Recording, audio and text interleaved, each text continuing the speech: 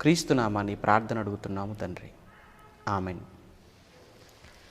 ప్రభునందు ప్రియమైన దేవుని పిల్లలారా, నిన్నటి నుండి ఇశ్రాయేలీల ప్రయాణాన్ని గురించి మనం మాట్లాడుకుంటున్నాం. అనగా ఇశ్రాయేలీలు ఐగుప్తుకు వెళ్ళారు. ఐగుప్తుకు వెళ్ళినప్పుడు వారి సంఖ్య యాకోబు గారి కాలం లేదా యోసేపు గారి కాలం 70 లేదా 75. కానీ కొన్ని వందల సంవత్సరాలు గడిచిపోయింది. ఈ వందల సంవత్సరాలలో వారి సంఖ్య చాలా ఎక్కువైపోయింది. సుమారుగా ఎంతకాలం 300 సంవత్సరాలకు పైచిలుకు 75గా వెళ్ళిన యాకోబు కుటుంబీకులు యోసేపు అనంతరం, యాకోబు అనంతరం వారి వంశాలలో నుంచి ఉద్భవించిన వారు ఐగుప్తు దేశములో గోషెను అనేటువంటి ఒక ప్రాంతం ఫరో వారికి ఇచ్చాడు అని మనం రాత్రి మాట్లాడుకున్నాం, చూసాం కదా లేఖనాలలో. ఫరో అనగానే ఇక్కడ కూడా చాలా కన్ఫ్యూజన్ అనేది ఉంటుంది. కారణం ఏంటంటే మనకు క్రొత్త నిబంధనలో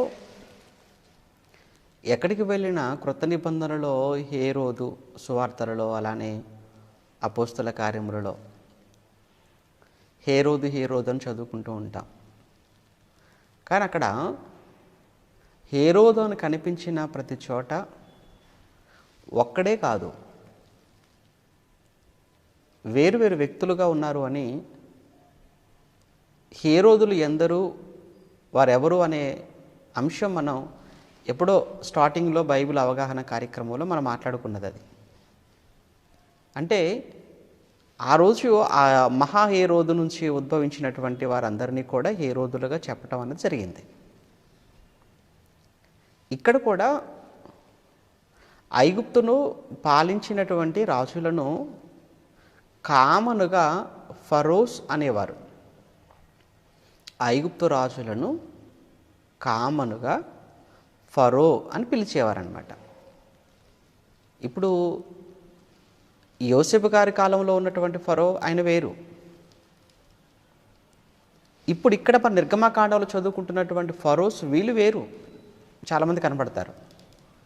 కనుక ఫరో అని కనిపించగానే ఒకే వ్యక్తి అనేటువంటి ఆలోచన మీకు రాకూడదు. ఇప్పుడు ఇక్కడ మనం ఐగుప్తు గురించి ఎందుకు మనం మాట్లాడుకోవాలనే విషయం పైన కూడా ఒక మాట మీకు చెప్పాలి. ఇశ్రాయేలీల చరిత్రకు ఐగుప్తుకు చాలా సంబంధం ఉంది. కనుక ఇశ్రాయేలీల చరిత్రకు ఐగుప్తు దేశానికి లేదా ఈజిప్ట్ దేశానికి చాలా సంబంధం ఉంది. అందువలన ఐగుప్తు చరిత్రను మనం తెలుసుకొనవలసిన అవసరత ఇప్పుడు మనకు ఏర్పడింది. అలానే ఆ తర్వాతి కాలంలో కూడా కేవలం ఇప్పుడు మనం మాట్లాడుకుంటున్న నిర్గమకాండములో మాత్రమే కాకుండా ఆ తర్వాత న్యాయాధిపతుల కాలంలో కావచ్చు, ఆ తర్వాత ప్రత్యేకించి ఇశ్రాయేలీల రాజుల చరిత్ర, యూదా రాజుల చరిత్రలో మనం మాట్లాడుకున్నప్పుడు కూడా ఐగుప్తు ప్రస్తావన పదే పదే మనకు వచ్చినట్లుగా మనం చూస్తుంటాం కదా. అంటే ఐగుప్తు దేశం యొక్క ప్రభావం ఇశ్రాయేలు దేశంపై లేదా ఇశ్రాయేలీలపై ఉన్నది కనుకనే మనం ఈరోజు ఐగుప్తీయుల చరిత్రను లేదా ఐగుప్తీయుల గురించి మనం మాట్లాడుకోగలుగుతున్నాము. ఇప్పుడు మనం ఐగుప్తు నుంచి కనానుకు అన్నాం. అసలు ఇంతకు ఇశ్రాయేలీలు ఐగుప్తుకి ఎప్పుడొచ్చారు, ఎందుకు వచ్చారు, వచ్చిన వాళ్ళు ఐగుప్తులో ఎంతకాలం ఉన్నారు, ఉన్న వాళ్ళు మరలా తిరిగి కనానుకు ఎందుకు వెళ్ళాలనుకున్నారు, అలానే వెళ్ళాలనుకున్న వారు ఎప్పుడు బయలుదేరారు, బయలుదేరడానికి ముందు జరిగిన పరిణామాలు ఏంటి, పోనీ బయలుదేరిన తర్వాత ఎంతకాలానికి అక్కడ చేరుకున్నారు, ఎందుకు అంత కాలం పట్టింది అనే ఈ విషయాలన్నీ కూడా మనకు తెలియాలి. ఈ విషయాలు మనకు ఎందుకు తెలియాలి? ఈ విషయాలపై మన అవగాహనను మనం పెంచుకోవటమే బైబిల్పై అవగాహన పెంచుకోవటం అని అర్థం. మనకు వీళ్ళంతా పితరులు అని మనం అంటున్నప్పుడు ఇశ్రాయేలీలు ఎవరు అంటే మనకు పితరులు కదా, విశ్వాసమును బట్టి. అబ్రహాం మనకు విశ్వాసమును బట్టి మనకు తండ్రి అని మనం అంటున్నప్పుడు, ఆయన విశ్వాసులకు తండ్రిగా మనం ఆయన అంటున్నప్పుడు, మరి ఇస్సాకు ఏమవుతాడు, మనకు యాకోబు ఏమవుతాడు? ఆత్మను బట్టి, విశ్వాసమును బట్టి వీళ్ళంతా కూడా మనకు పితరులు అవుతారు. కనుక వారి చరిత్ర మనం తెలుసుకోవటం, వారి చరిత్ర నుంచి ఈరోజు ఉన్నటువంటి మన ఈ వర్తమానాన్ని, లేదా ఈరోజు ఉన్నటువంటి వర్తమానంతో పాటు రాబోయేటువంటి భవిష్యత్తును కూడా మనం దిద్దుకోవలసిన, సరిచేసుకోవలసినటువంటి విషయాలు ఏమైనా ఉంటే తప్పనిసరిగా మనం సరిచేసుకోవాలి. లేదా వీటి గురించినటువంటి సంగతులపై మనకంటూ ఒక స్పష్టత అనేది మనకు రావాలి అన్నా, తెలియాలి అన్నా మనం నేర్చుకోక తప్పదు. నువ్వు స్పష్టత కోసమైనా నువ్వు తెలుసుకోవాలి, లేదా సరి చేసుకోవటానికైనా తెలుసుకోవాలి. మొత్తానికి మనం తెలుసుకోవాలి. అవసరం లేదు అని అనకండి. అవసరం లేదు అని అనుకుంటే దేవుడు ఇందులో ఇంత చరిత్రను రాయించాడు. గతంలో చాలాసార్లు చెప్పాను కూడా. క్రొత్త నిబంధన 27 పుస్తకాలే, పాత నిబంధన 39 పుస్తకాలు, అంతే కదండి. అటువంటప్పుడు ఎందుకని మరి పాత నిబంధనలో 39 పుస్తకాల చరిత్ర మనకు అవసరమా అనేటువంటి ప్రశ్న నీకెందుకు వస్తుంది? అవసరం కనుకని దేవుడిచ్చాడు. కనుక నేర్చుకుందాం. ఇప్పటికీ చాలా చరిత్ర మీకు అర్థమైపోయింది. రాజుల చరిత్ర మాట్లాడుకున్నప్పుడే చాలా విషయాలు అర్థమైపోయాయి. రాజులతో పాటు మనం సమాంతరంగా ప్రవక్తల చరిత్ర కూడా మనం మాట్లాడుకుంటున్నాం. ఇప్పటికే ఏషియా గురించి మాట్లాడుకున్నాం, ఇర్మియా గురించి మాట్లాడుకున్నాం, ఏజ్కేలు గురించి మాట్లాడుతున్నాను ప్రతి ఆదివారం. ఆ ఏజ్కేలు గారి గురించి మాట్లాడుతున్నటువంటి చరిత్ర అది చాలా సుదీర్ఘమైనటువంటి చరిత్ర. ఇంకా చెప్పాలంటే ఒక్కొక్క అధ్యాయం ఒక వారం పడుతుంది. అయితే దాన్ని అంతటిని కూడా కుదించి మాట్లాడుతున్నాను. అవి మీకు వచ్చే వారం నుంచి అవి కూడా మీకు అప్లోడ్ చేస్తాం నెట్లో, మీరు అవి కూడా వినొచ్చు. ఏజ్కేలు చరిత్ర, రైట్. ఇక వీళ్ళు ఇక్కడ ఈ ఐగుప్తులో ఫరోలు అంటున్నాం కదా, వాళ్ళు పరిపాలించిన వాళ్ళు. ఐగుప్తీయులు చుట్టూ ఉన్నటువంటి దేశాలు, ఆ దేశాల కన్నిటికంటే కూడా వీళ్ళు కాస్త బలమైన వారుగా కనబడుతున్నారు. అది యుద్ధం, సైన్యం పరంగా చూసినా, ఆర్థికంగా చూసినా, ఏ విధంగా చూసినా ఐగుప్తులు చాలా బలంగానే ఉన్నారు. ఇక ఐగుప్తులో ఉన్నటువంటి ఒక నది గురించి రాత్రి మనం మాట్లాడుకున్నాం చివరిలో, నైలు నది అని. ఆ నైలు నదే లేకపోతే అసలు ఐగుప్తు దేశం అంతా కూడా ఎడారే. ఐగుప్తు దేశం కూడా 2 భాగాలుగా ఉంటుందండి. మీరు చూస్తే ఉత్తర ఆఫ్రికా ఏమంటారంటే ఉత్తర ఐగుప్తు, లేదా ఇది ఐగుప్తు అనేది ఆఫ్రికాలో ఉందని చెప్పుకుంటున్నాం కదా మనం. ఐగుప్తు అనేది ఆఫ్రికా ఖండంలో ఉంటుంది, కింద భాగంలో. మీరు ప్రపంచపటం చూసినా అంతే ఉంటుంది. అందులో మనకు ఉత్తర ఆఫ్రికా, కింది భాగం దక్షిణాఫ్రికా. ఇప్పుడు మన ఇండియాను నార్త్ ఇండియా, సౌత్ ఇండియా అని మనం ఎలా డివైడ్ చేసుకున్నామో, అలానే ఆఫ్రికాలో నార్త్ ఆఫ్రికా, సౌత్ ఆఫ్రికా. ఇందులో ఈ ఉత్తరాన ఉన్నటువంటి ఆఫ్రికా ప్రాంతం ఏదైతే ఉంటుందో పై భాగంలో, అక్కడ మనకు కనిపించేది ఐగుప్తు. చాలా ప్రధానమైనటువంటి దేశం ఆఫ్రికాలో. ఇక వాళ్ళకున్నటువంటి ఆచారాలు కావచ్చు, వారికున్న సాంప్రదాయాలు, ప్రత్యేకించి మతపరమైనటువంటి విషయాలు ఐగుప్తు దేశంలో. ఇక మతపరమైన అనే పదం నేను ఉపయోగించాను కనుక కొన్ని విషయాలు మనం తెలుసుకుందాం వాళ్ళ గురించి. ఎందుకంటే వీళ్ళ గురించి మనకు తెలిస్తే కొన్ని విషయాలు ఇప్పుడు నేను చెప్తున్నవి, అప్పుడు మీకు నిర్గమాకాండములో కొన్ని సందర్భాలు చాలా తేలికగా మీకు అర్థమైపోతాయి. వీళ్ళు దేవత లేదా దేవుళ్ళ ఆరాధన ఐగుప్తీయులది ఎలా ఉంటుందంటే, సుమారుగానండి ఈరోజు మన దేశంలో మన హైందవ సహోదరుల యొక్క ఆరాధనా పద్ధతులు కావచ్చు, దేవుళ్ళ విషయంలో, దేవతల విషయంలో దాదాపుగా ఈ ఐగుప్తీయులది కూడా అలానే ఉన్నట్టు మనం చూస్తుంటాం. అంటే ఐగుప్తీయుల యొక్క దేవుళ్ళలో మనుషులను పూజించిన సందర్భాలు ఉన్నాయి. అలానే కొన్ని సందర్భాలలో వాళ్ళు జంతువులను కూడా దేవతలుగా చేసుకొని పూజించిన సందర్భాలు ఉన్నాయి. మరలా మనుషులను దేవతలుగా చేసుకున్నారు.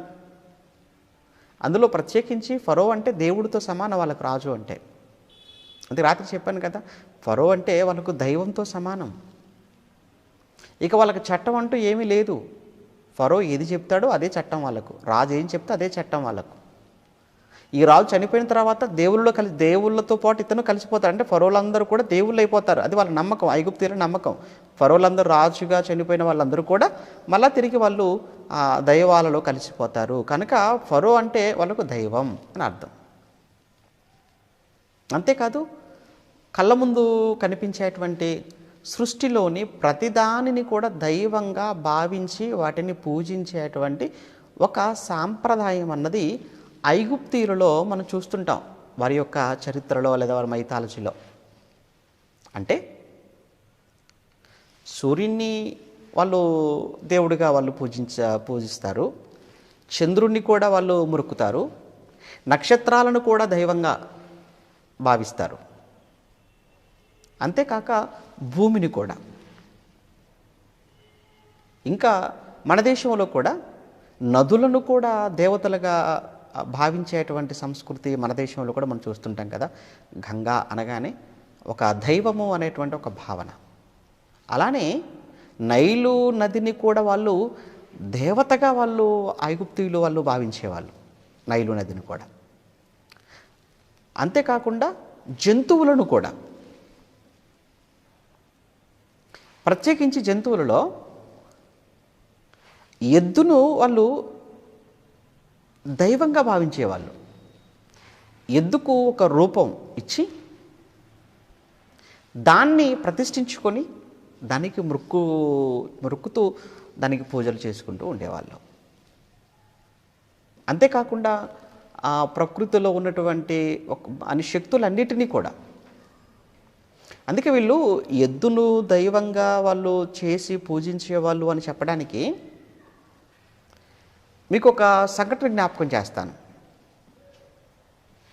ఇశ్రాయేలీలు అరణ్య ప్రయాణంలో ఉన్న సమయంలో సీనాయి కొండ దగ్గరికి రాగానే దేవుడు మోషేను సీనాయి కొండపైకి రమ్మంటాడు. అప్పుడు అహరోనుకు బాధ్యతలు అప్పగిస్తాడు కదా, 40 days 40 దినాలు. ఆ సమయంలో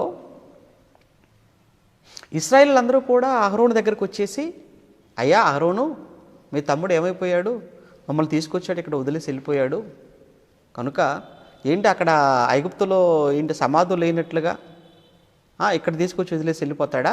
లేదు, మేము అర్జెంటుగా మళ్ళీ తిరిగి ఐగుప్తుకు వెళ్ళిపోతాం, లేదా అర్జెంటుగా నువ్వు మాకు ఇప్పుడు ఒక దూడను చేసి ఇవ్వాలి నడిపించడానికి అని అహరోను బలవంతం చేస్తారు. అప్పుడు అహరోను మరి బంగారం అవన్నీ చేయాలంటే కావాలి కదా అనగానే వారు ఒంటి మీద ఉన్న బంగారు నగలు, బంగారం అంతటి కూడా తీసుకొచ్చేసి ఆయన చేతిలో పెట్టగానే అంటే దూడను చేసి ఇస్తే ఆ దూడను ఆ కొండ యొక్క దిగువ భాగంలో ప్రతిష్ఠించి చేసిన అల్లరి గుర్తుంది కదా మీకు. ఎందుకు వాళ్ళు దూడను చేసుకున్నారు అంటే, ఇది ఎక్కడ చూశారు? ఇది దూడను కూడా ఒక దేవతగా, దానిని మనం పూజించాలి, దానికి మనం బ్రొక్కాలి, దానిలో కూడా మహిమలు శక్తులు ఉన్నాయి అది మనల్ని నడిపించగలదు అనేటువంటి అసలు ఈ ఆలోచన, ఈ థాట్ ఈ ఇశ్రాయేలీయులకి ఎక్కడ చూసి నేర్చుకున్నారు అంటే, ఎక్కడ చూశారు? ఐగుప్తులో చూశారు.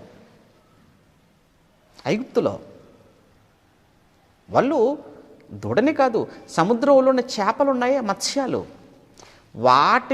వాటికి కూడా దైవంగా భావించేటువంటి వాళ్ళు ఈ ఐగుప్తీయులు. ఆ అంతరిక్షంలో ఉన్నవి కానీ, భూమి మీద ఉన్నవి కానీ, సముద్రంలో ఉన్నవి కానీ. అందుకే మీకు తెలిసినటువంటి సంగతి జ్ఞాపకం చేస్తున్నాను. ఓవరాల్గా మీకు ఎప్పటి నుంచో మీరు ఉంటున్న మాటలు అవన్నీ. దేవుడు ఇశ్రాయేలీయులకు 10 ఆజ్ఞలు ఇచ్చాడు కదా కొండ దగ్గరే. అప్పుడు ఇచ్చినటువంటి ఆ సమయంలో 2వ ఆజ్ఞ మీరు జ్ఞాపకం చేసుకోనండి. పైన ఆకాశం అందే కానీ అంటాడు. నెక్స్ట్ ఏమంటాడు? క్రింద భూమి అందే కానీ అంటాడు. 3వది ఏమంటాడు? భూమి క్రింద నీళ్ళ ఎందే కానీ ఉండు దేని రూపమునైనను మీరు చేసుకొనకూడదు, దానికి మీరు సాగిలపడకూడదు, మీరు ఈ మాటలు ఎందుకు చెప్తున్నాడు, వాళ్ళకి ఆజ్ఞగా ఇస్తున్నాడు అని అంటే, వీళ్ళు ఎక్కడి నుంచి ఇంతకాలం ఎక్కడున్నారు? వాళ్ళు ఐగుప్తులో ఉన్నారు. ఎంతకాలం ఉన్నారు? సుమారుగా అంటే 430 సంవత్సరాలు అని చెప్పి మన నిర్గమకాండలో చదువుకుంటాం. అంటే ఈ 430 సంవత్సరాలుగా ఇశ్రాయేలీలు ఐగుప్తు దేశంలో బానిసలుగా బ్రతికిన ఈ కాలంలో చుట్టూ ఉన్న ఐగుప్తులు చేస్తున్న ఆరాధనలు, వాళ్ళ దైవాలు, వాళ్ళ పూజలు, వాళ్ళ పద్ధతులు, వాళ్ళ సాంప్రదాయాలు అన్నీ చూశారు, అన్నీ వంట పట్టించుకున్నారు. మరలా వీళ్ళు ఎక్కడ వారి ఆచారాలలోకి వెళ్ళిపోతారో, ఎక్కడ మరలా వాటన్నిటినీ వాళ్ళు పూజ చేసేసి ఎక్కడ అసలు దేవుడిగా నన్ను ఎక్కడ విడిచిపెట్టేస్తారో, నా పిల్లలు నాకెక్కడ దూరం అయిపోతారో. మనుషులు ఎలా అయిపోయారంటే ఈరోజు సృష్టికర్తను పక్కన పెట్టారు, సృష్టిని ఈరోజు గొప్పగా ఈరోజు మాట్లాడుతున్నారు. బాధ కదండి, అంతే కదా. ఎవరికైనా బాధగా ఉంటుంది కదండి. ఇప్పుడు మనం పెట్టినటువంటి భోజనానికి దండం పెట్టి అసలు పెట్టిన నిన్ను మర్చిపోతే నువ్వు తట్టుకోగలవా?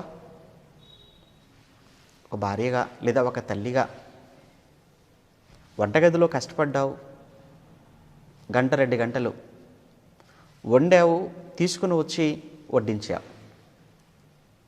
నువ్వు వడ్డించిన దానికి నమస్కారం పెట్టారు, నిన్ను మాత్రం పట్టించుకోలేదు. ఎలా ఉంటుంది చెప్పండి? అప్పుడు సేమ్ మనుషులు కూడా కళ్ళ ముందున్నది చూశారు, కానీ కనిపించిన దేవుణ్ణి వదిలేశారు. ఇక్కడ ఇశ్రాయేలీల గురించి లేదా ఆ రోజు దేవుడు వారికి ఇచ్చిన ఆజ్ఞలు, అందులో ఎందుకు ఆకాశం అన్నాడు, ఎందుకు భూమి అన్నాడు, ఎందుకు భూమి క్రింద నీళ్ళు అన్నాడు అన్నప్పుడు, ఇక్కడ ఐగుప్తీయులు చేసినటువంటిది ఆకాశంలో ఉన్నటువంటి వాటిని దైవాలుగా చేసుకున్నారు, భూమి మీద ఉన్నటువంటి జంతువులను వాళ్ళ దైవాలుగా కొలిచారు, ఆఖరికి సముద్రంలో ఉన్న వాటిని కూడా వాళ్ళు పూజ చేస్తున్నారు. అందుకే ఆజ్ఞగా దాన్ని తీసుకుని వచ్చాడు. రైట్. ఇప్పుడు ఇంకా ఐగుప్తుల గురించి మనం మాట్లాడుతున్నాం కదా. ఈ ఐగుప్తులో ఉన్నవాళ్ళు బహు దేవతారాధన, అంతే కదండి. దేవుడు ఎవరంటే ఒకరు కాదు, చాలామంది, అన్ని దేవుళ్ళు, అందరూ దేవుళ్ళు అన్నట్టుగా వాళ్ళు ఉంటారు. కానీ ఇశ్రాయేళ్ల దగ్గరికి వచ్చేసరికి అది కాదు కదా, ఒక్కడే దేవుడు కదా నమ్మకం, అదే వాస్తవం కదా బైబిల్ ప్రకారంగా. అంటే వాళ్ళకు వీళ్ళకు తేడా ఉందంటే చాలా తేడా ఉంది.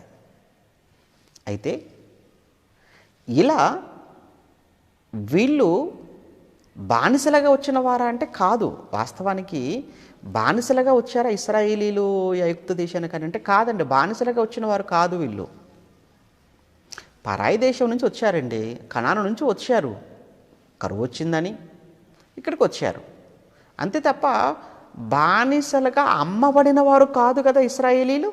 బాగా ఈ పాయింట్ క్యాచ్ చేయాలి మీరు. బానిసలుగా అమ్మబడిన వారు కారు, లేదా బానిసలుగా కొనుక్కున్నవారు కాదు వీళ్ళు, కొనబడిన వారు కాదు. కానీ కాలక్రమేణా ఈ ఇశ్రాయేలీల పరిస్థితి ఏమైపోయిందనంటే, ఐగుప్తీయులకు కంప్లీట్గా వీళ్ళు బానిసలుగా మారిపోయారు.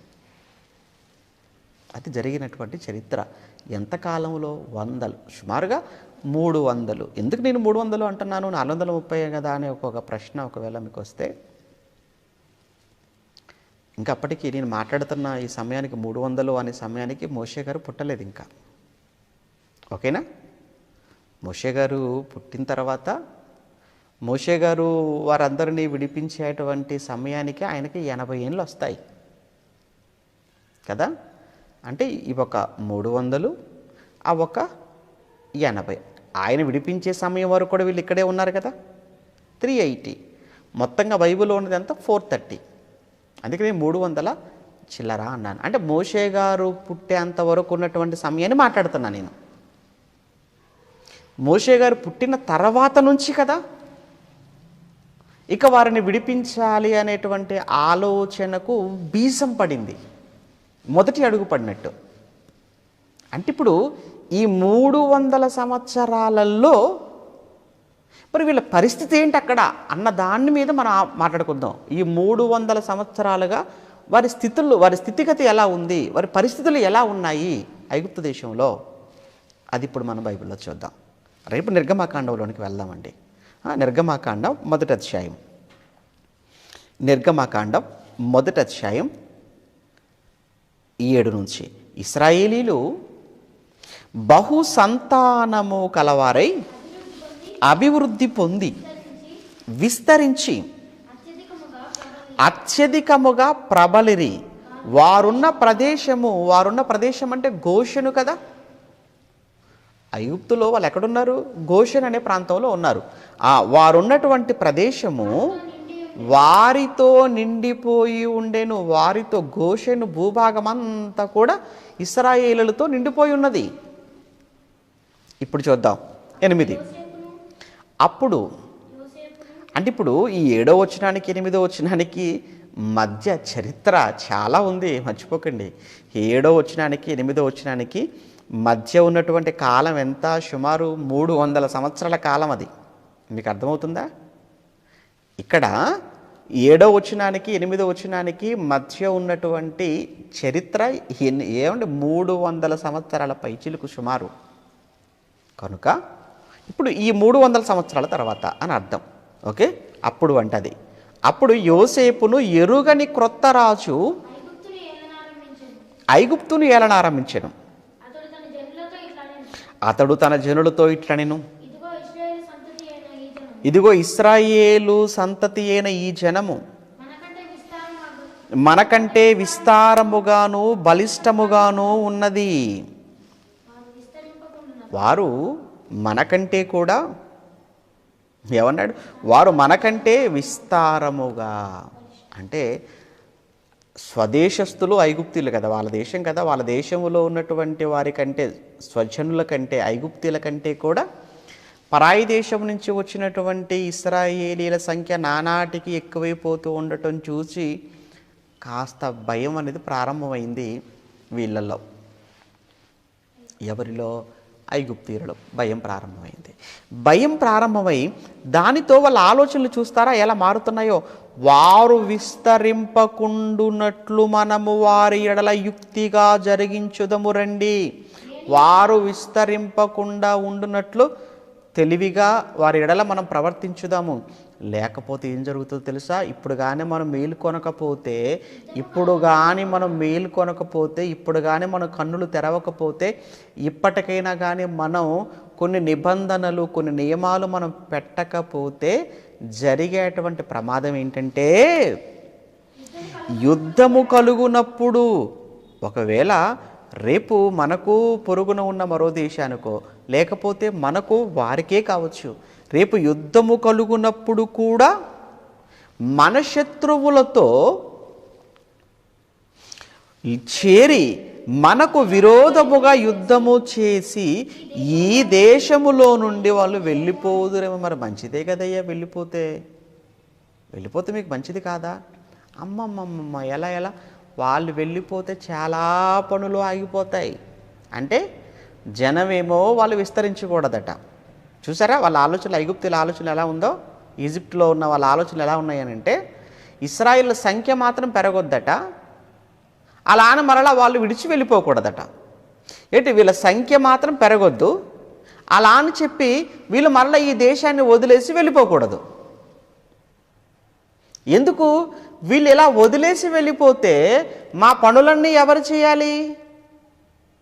మా పనులన్నీ కూడా ఎవరండి చేస్తారు? వెళ్ళిపోతే ఇశ్రాయేలీలు వెళ్ళిపోతే మా పరిస్థితి ఏంటి? కనుక వీళ్ళు ఉండాలి, కానీ సంఖ్య పెరగొద్దు. ఇది ఆ రోజుకు ఉన్నటువంటి రాజు యొక్క ఆలోచనగా కనబడుతుంది. అప్పుడు వెంటనే ఏం చేశాడు చూడండి. కాబట్టి వారి మీద అనగా ఈ ఇశ్రాయేలీల మీద పెట్టిన భారములలో వారిని శ్రమ పెట్టుటకు వెట్టి పనులు చేయించు అధికారులను వారి మీద నియమింపగా వారు ఫరో కొరకు ధాన్యాదులను నిల్వ చేయు పీతోము, రామెసేసను పట్టణములను కట్టిరి. యాక్చువల్గా ఈ సమయంలో అక్కడ ఉన్నటువంటి ఫరో యొక్క పేరు చాలామంది చెప్పేది ఏంటంటే రామెసేసు 2 అంటున్నారు. ఓకేనా? రామెసేసు 2 అంటే యాక్చువల్గా పేరు అది, కానీ కామన్గా ఏమంటారంటే ఫరో అంటారు. ఓకేనా? రైట్. ఈ రామసేసు 2 అతని పేరు మీద ఏమంటే 2 పట్టణాలు, పితోము ఇంకోటి రామశేష అనేటువంటి పట్టణాలు ధాన్యాదులు నిల్వ చేయటానికి. ఏంటి 2 పట్టణాలను కట్టడం అంటే మామూలు విషయమా చెప్పండి? 2 ఇండ్లు కట్టడం కాదట, అక్కడ 2 పట్టణాలనే కట్టాలి. ఈ 2 పట్టణాలను కట్టేటువంటి బాధ్యత ఎవరి మీద పెట్టాడు? ఇశ్రాయేలు మీద పెట్టాడు. అందుకే అక్కడ మీరు చూస్తుంటే వారి మీద అప్పటికే భారాలు ఉంటే వారి మీద పెట్టినటువంటి భారాలలో వారిని ఇంకా శ్రమ పెట్టుటకును వెట్టి పనులు చేయించేటువంటి అధికారులు కొందరుంటారు. ఆ అధికారులను వారి మీద నియమింపగా ఈ అధికారులు ఆ ఇశ్రాయేలీలను తీసుకొని వెళ్ళిపోయి ఈ పీతోము, రామశేష అనేటువంటి 2 పట్టణాలను, 2 గొప్ప పట్టణాలను కట్టించారా? అవును, వారి చేత కట్టించేటువంటి పని ప్రారంభించేశారు. అయితే అయినను ఐగుప్తీయులు వారిని ఎంత శ్రమ అంటే దాని అర్థం ఏంటంటే వీళ్ళను బిజీగా పెడితే, వీళ్ళను బిజీగా ఉంచితే పని పని పని పని పని పని అని ఎంతసేపు వీళ్ళను అలా పనిలో వాళ్ళను విసిగేటట్టుగా చేస్తే, ఎప్పుడు కూడా వాళ్ళని అదే పనిలో వాళ్ళను ఉంచగలిగితే కొద్దిగానైనా జనాభా తగ్గుతుందేమో అనుకొని వారి చేత పట్టణాలను కట్టించే ప్లాన్, అదే యుక్తిగా నడుచుకుందాము అని చూసారా? యుక్తిగా అంటే ఇదే అన్నమాట. అయితే ఏం జరిగిందో చూడండి. వారు ఇశ్రాయేలీయుల చేత అయినను ఐగుప్తీయులు వారిని శ్రమ పెట్టిన కొలది వారు విస్తరించి ప్రబలిరి గనుక వారు ఇశ్రాయేలీయుల ఎడల అసహ్యపడిరి. ఏంటి? వారిని శ్రమ పెట్టిన కొలది విస్తరించారట. శ్రమ పెట్టిన కొలది విస్తరించారట. ఏంటి? శ్రమ పెడుతున్న కొద్ది విస్తరిస్తున్నారా? నిజంగా ఈ సందర్భాన్ని చదివిన తర్వాత నాకు జ్ఞాపకం వచ్చిన సందర్భం ఏంటంటేనండి, బైబిల్లో క్రొత్త నిబంధనలో సంఘ ప్రారంభకాలం కదా, అది సంఘ ప్రారంభకాలం 33 క్రీస్తు శకం సుమారు పెంతెకోస్తు పండుగ దినాన పేతురు గారి ప్రసంగంతో 3000 మందితో సంఘం ప్రారంభమవుతుంది కదా. అలా 3000 మందితో ప్రారంభమైనటువంటి ఆ సంఘాన్ని ఎంతగా హింసించారు, ఎంత శ్రమ పెట్టారో మనం చదువుకున్నాం కదా. ఆల్రెడీ సంఘ వ్యాప్తిలో అపోస్తల కార్యాల చరిత్రలో మనం చదువుకుంటాం. ఏమండి 2వ అధ్యాయంలో, 3వ అధ్యాయం, 4, 5, 6 ఇలా 6వ అధ్యాయానికి వచ్చేటప్పటికి శిష్యుల సంఖ్య విస్తరిస్తుంది అంటాడు. 7వ అధ్యాయానికి వచ్చేటప్పటికి స్టెఫెను గారిని, అపోస్తల 7వ అధ్యాయంలో స్టెఫెను గారిని రాళ్లతో కొట్టి చంపేస్తారు. ఓకే, స్టెఫెను రాళ్లతో కొట్టి చంపేస్తారు. ఇక 8వ అధ్యాయం ప్రారంభం మనం చదువుకునేటప్పటికి అక్కడ ఆ కాలమందు యెరూషలేములోని సంఘమునకు గొప్ప హింస కలిగినందున అని రాయబడుతుంది. అంటే అక్కడ 4వ అధ్యాయంలో మీరు చూస్తుంటే 2వ అధ్యాయంలో సంఘం ప్రారంభమైతే 4వ అధ్యాయంలో పేతురు గారిని యోహాను గారిని తీసుకొని వచ్చి నిలవపెట్టి వారిని భయపెట్టి వారిని బెదిరించి మీరు యేసుక్రీస్తు గురించి మీరు మాట్లాడకూడదు చేయకూడదు అంటారు. 5వ అధ్యాయానికి వచ్చేటప్పటికి అందరిని అరెస్ట్ చేసేస్తారు. యాక్చువల్గా అందరిని అరెస్ట్ చేస్తారు, కొడతారు అపోస్తలులను. అంటే హింసలు స్టార్ట్ అయిపోయాయి, శ్రమలు ప్రారంభం అయిపోయాయి. ఇక 7వ అధ్యాయంలో మరి బొత్తిగా స్టెఫెను చంపేస్తారు కదా. 8వ అధ్యాయంలో ఈడ్చుకొని తీసుకొని వెళ్ళిపోతుంటారు కదా ఆ రోజు. కానీ జరిగిన విషయం ఏంటి? మీరు 12వ అధ్యాయానికి వెళ్ళేటప్పటికి అపోస్తల కార్యములు 12వ అధ్యాయంలో అక్కడైతే యాకోబు గారిని ఖడ్గంతో చంపించేస్తాడు. 12వ అధ్యాయంలో హేరోదు యాకోబును ఖడ్గంతో చంపించిన తర్వాత అధ్యాయంలో చివరికి వెళ్ళేటప్పటికి మేబీ 21, 24 అనుకుంటాను. అక్కడికి వెళ్ళేటప్పటికి రాయబడిన అద్భుతమైన మాట ఏంటంటేనండి, ఆ సమయంలో వాక్యము ప్రబలమై వ్యాపించుచుండెను అని రాయబడుతుంది. ఇదేంటి? ఒకవైపు పేతురు యోహాను గారికి వార్నింగ్లు ఇస్తున్నారు, ఆల్రెడీ అందరిని తీసుకుని వెళ్ళి చెరలో పెట్టారు, ఆల్రెడీ వారిని కొట్టారు ఒకసారి, ఆ తర్వాత స్టెఫెను రాళ్లతో కొట్టి చంపేశారు, ఆ తర్వాత సంఘములో ఉన్న వారికి హింస కలగజేశారు, ఈడ్చుకొని వెళ్ళి చెరసాలలో పెడుతున్నారు, సంఘం అంతా చెదిరిపోతుంది. ఇక్కడ ఏమండి యాకోబు గారిని ఖడ్గంతో చంపించేశారు, పేతురు గారిని తీసుకుని వెళ్ళి మళ్ళీ చెరలో పెట్టేశారు. ఇన్ని జరుగుతున్నాయి కదా, వీటన్నిటి మధ్య ఏం జరిగింది మరి క్రైస్తవ్యానికి అన్నప్పుడు, ఇన్ని శ్రమల మధ్య క్రైస్తవ్యం విస్తరించింది. ఈ శ్రమలలో క్రైస్తవ్యం అభివృద్ధి చెందింది. అంటే ఏం చెప్పాలనుకుంటున్నాను నేను ఇవన్నీ జ్ఞాపకం చేసి అని అంటే, ఎంత శ్రమ పెడితే అంత ఆశీర్వాదమా, ఎంత అణచివేస్తే అంత అభివృద్ధి చెందుతుంది. ఎంత అణిచివేస్తే అంత అభివృద్ధి, అది మర్చిపోకూడదు. మీరు అణిచివేస్తారా, క్రైస్తవ్యాన్ని లేకుండా చేసేస్తామని మాట్లాడారు, మీకు తెలుసు. ఏమండి ఈరోజు ఎలా మాట్లాడుతున్నారో కూడా మీరు టీవీలలో పత్రికలలో మీరు చూస్తున్నారు, చదువుతూనే ఉన్నారు. ఏం చేయగలరు? ఏమీ చేయగలరు. క్రైస్తవ్యాన్ని డెవలప్ చేయగలరు వాళ్ళు, అంతే. మీకు అర్థమవుతుందా? అలా మాట్లాడి క్రీస్తుకు, బైబులుకు, క్రైస్తవ్యానికి వ్యతిరేకంగా మాట్లాడి వాళ్ళు చేయగలిగినదల్లా ఏమిటి అంటే క్రైస్తవ్యాన్ని ఇంకా వ్యాపింపచేసిన వాళ్ళు అవుతారు, క్రైస్తవ్యాన్ని ఇంకా విస్తరింపచేసిన వాళ్ళు అవుతారు. అణిచివేద్దాం అనుకొని ఆఖరికి క్రైస్తవ్యం యొక్క అభివృద్ధికి వాళ్ళే కారకులుగా మారిపోతారు చివరికి. ఇది చరిత్రలో జరిగింది, చరిత్ర చెప్పిన వాస్తవం ఇది. ఎక్కడ అణిచివేత ఉంటుందో అక్కడే అభివృద్ధి, మర్చిపోకూడదు. అందుకే క్రైస్తవ్యాన్ని అణిచివేయాలని చూడకండి, క్రైస్తవ్యాన్ని శ్రమ పెట్టాలని ఆలోచించకండి. శ్రమల పాలు చేయాలి అని చెత్త మాటలు లేకపోతే చట్టాలు ఏదో చేద్దామని మీరు అనుకుంటే మీరు ఎంత చేస్తారో మీరు చెయ్యండి. అంతకంతకు క్రైస్తవ్యం అభివృద్ధి చెందకపోతే అడగండి. ఆల్రెడీ మీకు అందరికీ తెలుసు అనుకుంటాను, హిమాచల్ ప్రదేశ్లో జరిగిన సంఘటన.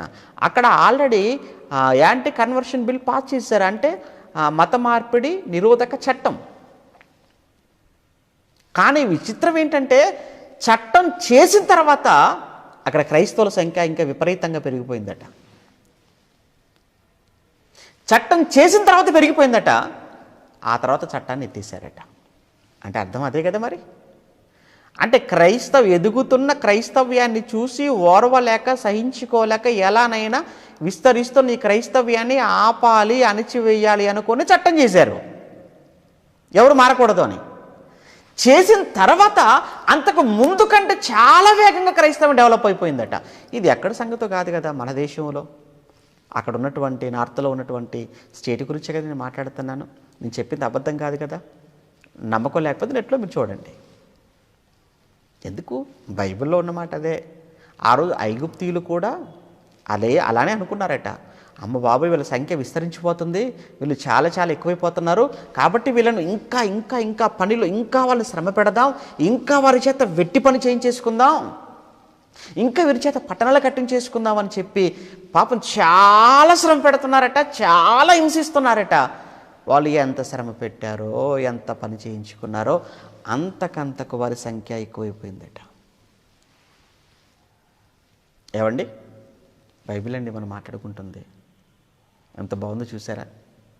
ఇప్పుడు చూడండి ఇంక చూడండి. అయితే వారు ఇశ్రాయేలీల ఎడల అసహ్యపడిరి. మరి అంతే కదా, మరి ఆఖరికి అంతే. ఇంకా ఇశ్రాయేలీల చేత ఐగుప్తీయులు కఠినమైన సేవ చేయించుకొనిరి. ఐగుప్తీయులు ఇశ్రాయేలీల చేత కఠినమైన సేవ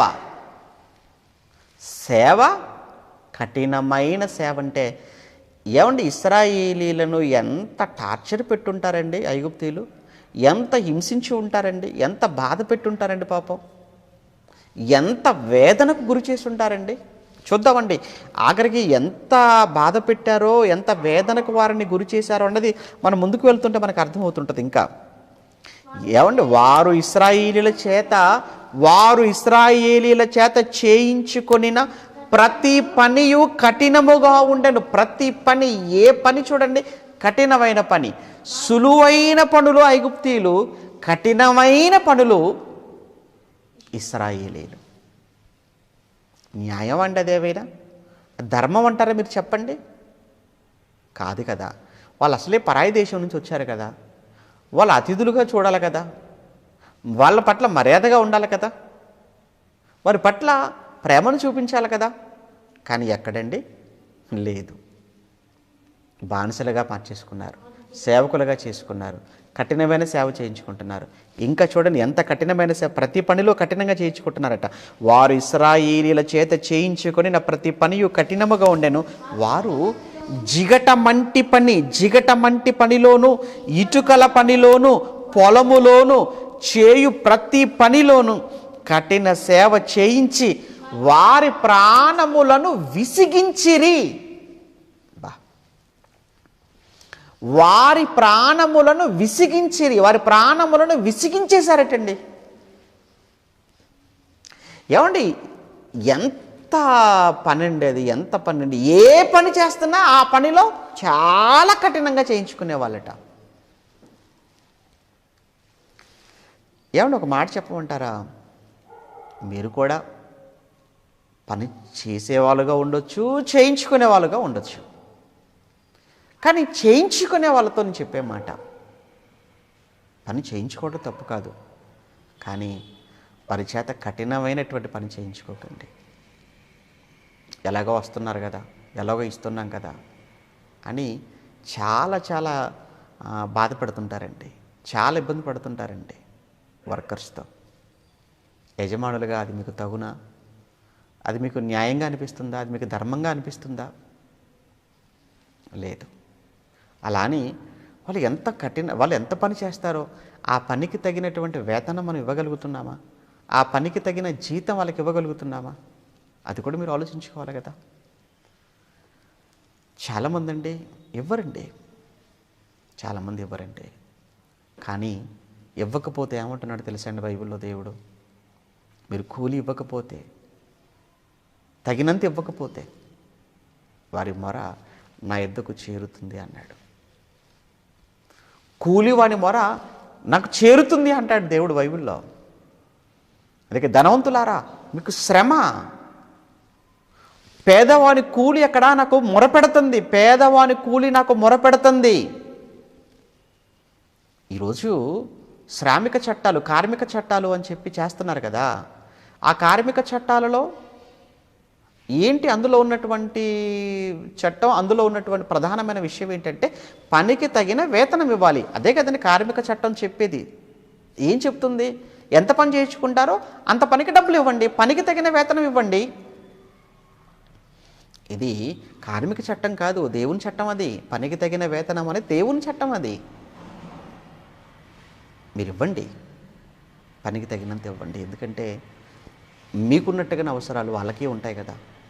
మీకు భార్య, పిల్లలు, మీ ఖర్చులు వాళ్ళకు ఉంటాయి.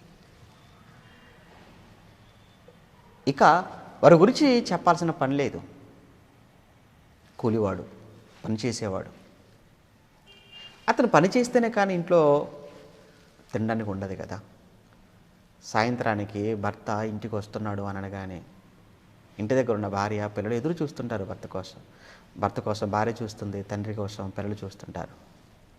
ఏ పనికి వెళ్ళాడు ఆయన ఈరోజు, ఎంత వచ్చిందో, ఏం తెస్తున్నాడో అని ఇంటి దగ్గర ఉన్న భార్య పిల్లలు 1000 కళ్ళతో తన కోసం ఎదురు చూస్తూ రాగానే ఆయన మొహాన్ని చూస్తారు. ఆ మొహంలో ఆనందమా, ఆ మొహంలో విచారమా? అతను ఆనందంగా ఇంటికి వెళ్ళాలన్నా, విచారంతో ఇంటికి వెళ్ళాలన్నా అతని చేత పని చేయించుకున్న యజమాని దానికి దేవుని దగ్గర సమాధానం చెప్పుకోవాలి. అందుకే నీ యొద్ద నుంచి ఒక పనివాడు వెళ్ళిపోతున్నాడా? నీ దగ్గర నుంచి వెళ్ళిపోతున్న పనివాడు ఆనందంగా వెళుతున్నాడా? నువ్వు గమనిస్తున్నావా? లేదా విచారంతో వెళ్ళిపోతున్నాడా? ఎందుకంటే అతను వెళ్ళేటప్పుడే భార్య జ్ఞాపకం వస్తుంది, పిల్లలు జ్ఞాపకం వస్తారు. వాళ్ళకి నేను ఏం తీసుకెళ్ళాలి, వాళ్ళకి నేను సమాధానం చెప్పుకోవాలి. నేను తీసుకుని వెళ్ళేది వాళ్ళకి సరిపోతుందా? వాళ్ళు తృప్తిపరచగలనా? వాళ్ళని ఆనంద పెట్టగలనా? వాళ్ళు సంతోషపరచగలనా? వాళ్ళ అవసరం నేను తీర్చగలనా ఈ రోజుకు అని ఎన్నో ఆలోచనలు నువ్వు ఇచ్చేటువంటి డబ్బు చేత పట్టుకొని బయలుదేరి ఇంటికి వెళ్ళేంతవరకు పనికి తగిన వేతనం. కానీ ఇక్కడ వీళ్ళు చూస్తుంటానండి, విసిగించేశారటండి పనిలో. వాళ్ళ ప్రాణములను విసిగించేశారట ఎవరు? ఇశ్రాయేలీయుల చేత. ఇక మీరు చూస్తుంటే ఇక 15వ వచనం వచ్చేసరికి అండి, 15వ వచనంలో మరియు ఐగుప్తు రాజు షిఫ్రా పూయా అను హెబ్రీల మంత్రసానులతో మాట్లాడాడు. ఎందుకంటే సంఖ్య ఎక్కువైపోతుంది కనుక హెబ్రీ ఆ మంత్రసానులు ఎవరున్నారు చూడండి, కాన్పు దగ్గర ఏమండి ఉండేటువంటి స్త్రీలు ఎవరున్నారో హెబ్రీ స్త్రీలు వాళ్ళు పిలవండి అనగానే 2 వచ్చారండి. షిఫ్రా పూయా అనేటువంటి హెబ్రీ స్త్రీలు వచ్చారు. రాగానే వారికి చెప్తున్నాడు, వారితో మాట్లాడుతున్నాడు ఐగుప్తు రాజు, ఇదిగో మీరు హెబ్రీ స్త్రీలకు వారు కాన్పు మీద ఉండగానే, వారు కాన్పు పీటల మీద ఉండగానే వారిలో మగపిల్లవాడు పుట్టిన వెంటనే మగపిల్లవాడిని మీరు చంపేసేయండి, ఆడపిల్ల బ్రతికించేసేయండి అని చెప్పి పంపించేశాడట రాజు. ఇప్పుడు వీళ్ళు వచ్చేసారు, షిఫ్రా పూయా. వీళ్ళు వచ్చేసిన తర్వాత వీళ్ళు భయపడిపోయారటండి. ఎవరికో తెలుసా? దేవునికి భయపడిపోయారు. రాజుకి కాదు, దేవునికి భయపడ్డారు వాళ్ళు. ఏమంటే నిజంగా ఈ సందర్భాన్ని నేను చదువుతున్నప్పుడు చాలా అంటే చాలా సంతోషం అనిపించిందండి నాకు. కారణం ఏంటంటే వీళ్ళు రాజు కన్నా దేవుడికి భయపడుతున్నారు ఏంటండి వీళ్ళు. రాజు కళ్ళ ముందు ఉన్నాడు, దేవుడు ఎప్పుడో చచ్చిన తర్వాత కదా, ఇప్పుడు నీకున్న ధైర్యం అదే కదా. ఇప్పుడు మన వాళ్ళందరికీ ఉన్న ధైర్యం ఏంటి చెప్పండి? ఇప్పుడు కాదు కదండి దేవుడు శిక్షించేది, ఇప్పుడు కాదు కదండి నరకం, ఇప్పుడు కాదు కదండి పాతాళం, ఇప్పుడు కాదు కదండి అక్కడికి వెళ్ళేది. ఆడుకునివ్వరాదండి, చూడనివ్వరాదండి, పాడనివ్వరాదండి, తిరగనివ్వరాదండి, ఎంజాయ్ చేయమని రాదండి. ఇప్పుడు కాదు కదండి, మీరు ఏంటండి మరీ బొత్తిగా మమ్మల్ని సంతోషంగా ఉండనివ్వరు, బొత్తిగా మమ్మల్ని ఆనందంగా ఉండనివ్వరు ఏంటండి బాబు. కాసేపు చూడనివ్వండి ఆ జబర్దస్తులు, కాసేపు చూడనివ్వండి ఆ చక్రవాకాలు, కాసేపు చూడనివ్వండి ఆ దీపాలు, కార్తీక దీపాలు. అదే కదా మీ గోల.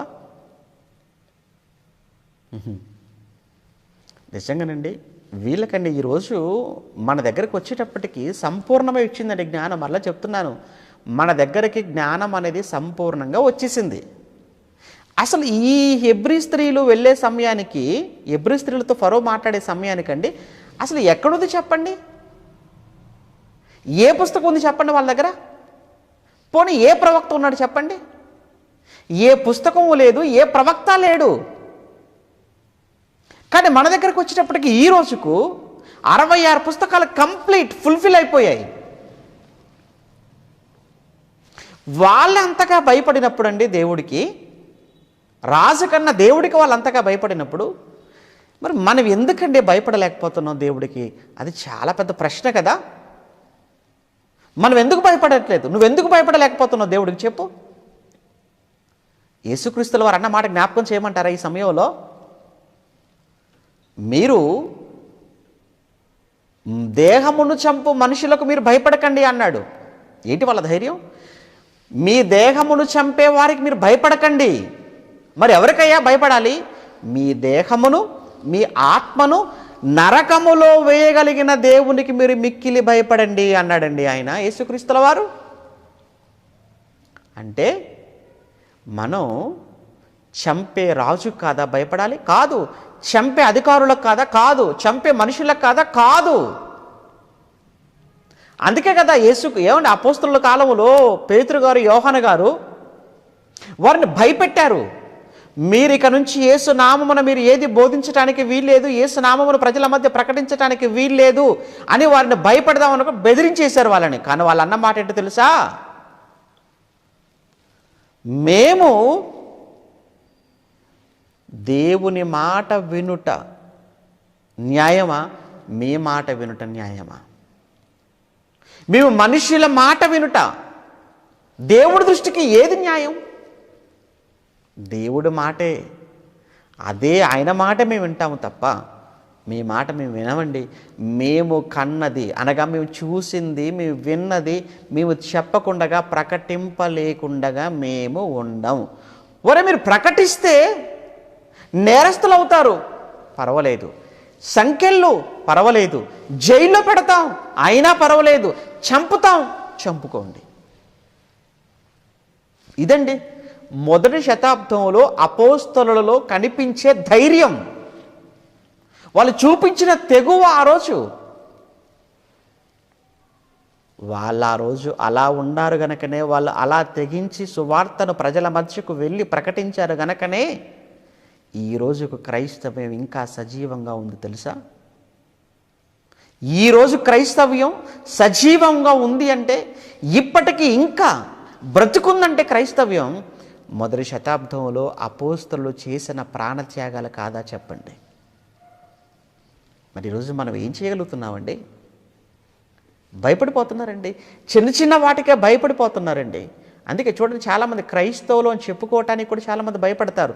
ఎందుకు క్రైస్తవులు అని చెప్పుకుంటే ఎక్కడ తక్కువ కులం అనుకుంటారో, ఎక్కడ ఏ రాయితీలు ఆగిపోతాయో, ఎక్కడ మన రిజర్వేషన్ మనం కోల్పోతాము, వీటికే కదండి భయపడుతున్నారు. రిజర్వేషన్లకో రాయితీలకో ఏమంటే ఎక్కడ తక్కువ అనుకుంటారోనని, లేకపోతే ఏదో మాట అంటారని, వీటికి ఈరోజు భయపడుతున్నావా నువ్వు? ఆయన ఏమన్నాడు? దేహమును చంపు మనుష్యులకు, దేహమును చంపు వారికి మీరు భయపడకండి, మీ దేహమును ఆత్మను రెండింటిని నరకములో వేయగలిగిన దేవునికి మీరు మిక్కిలి భయపడండి ప్రభు అన్నమాట. ఇక్కడ అసలు ఏమీ లేని కాలం, ఇలాంటి మాటలు ఏవి తెలియని కాలం ఇప్పుడు ఇక్కడ మనం చదువుకుంటున్న ఈ సందర్భం. షిఫ్రా పోయా, వీళ్ళని రాజు పిలిచాడు, చెప్పాడు, వీళ్ళు వెళ్ళారు. ఇప్పుడు వెళ్ళిన తర్వాత ఏం జరిగింది చూడండి. వాళ్ళు చూడండి వాళ్ళు ఏం చేశారో. 17వ వచనంలో, అయితే ఆ మంత్రసానులు దేవునికి భయపడి, ఐగుప్తు రాజు కాదా? కాదు కాదు కాదు, దేవునికి భయపడి, ఆ మంత్రసానులు దేవునికి భయపడి ఐగుప్తు రాజు తమకు ఆజ్ఞాపించినట్లు చేయక మగపిల్లలను బ్రతుకనివ్వగా, అమ్మ బాబోయ్, మేము మా చేతులతో పుట్టిన ఈ బిడ్డను చంపడమా? ఇంకో విషయం తెలుసా అండి, వాళ్ళు చంపితే అది లీగలే.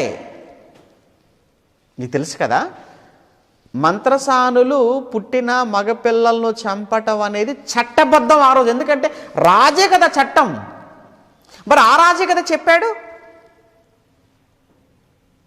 ఆ రోజు లీగల్ అయినప్పటికీ కూడా, న్యాయబద్ధమైనప్పటికీ కూడా పుట్టిన మగపిల్లలను చంపటం వదిలేశారు అంటే కేవలం ఎవరికి భయపడి? దేవునికి భయపడి. ఇప్పుడు చెప్పమంటారా? ఇప్పుడు పరిస్థితి చెప్పమంటారా? ఇప్పుడు మగబిడ్డైనా ఆడబిడ్డైనా ఎవరినైనా సరే గర్భములో ఉండగా చంపటం అది ఇల్లీగల్. ఇప్పుడు అది చట్టరీత్యా నేరం. అబార్షన్ చట్టరీత్యా నేరం, దైవ దృష్టిలో చాలా పెద్ద నేరం. అయినా మనిషి ఈరోజు చట్టానికి భయపడటం లేదు, దేవునికి అసలు భయపడటం లేదు.